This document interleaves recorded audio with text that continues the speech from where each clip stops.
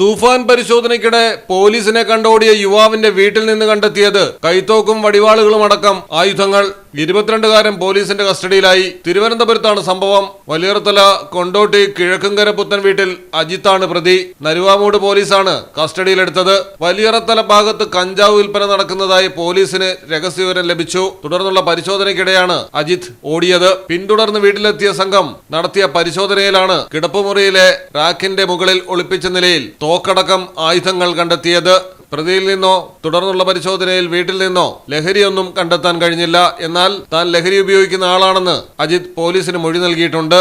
അജിത്തിനെതിരെ തോക്കും മറ്റും ആയുധങ്ങളും കൈവശം വെച്ചതിന് കേസെടുത്തു. തോക്ക് എവിടെ നിന്ന് ലഭിച്ചു എന്നതിനെക്കുറിച്ച് പോലീസ് അന്വേഷണം ആരംഭിച്ചു. പ്രതിയുടെ മറ്റ് കേസുകളുമായി ബന്ധപ്പെട്ട വിവരം തേടിയ ശേഷം തുടർ നടപടികളിലേക്ക് പോലീസ് കടക്കും. മലയാളം ടെലിവിഷൻ, തിരുവനന്തപുരം.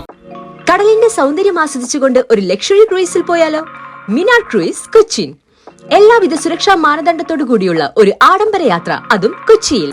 7034191993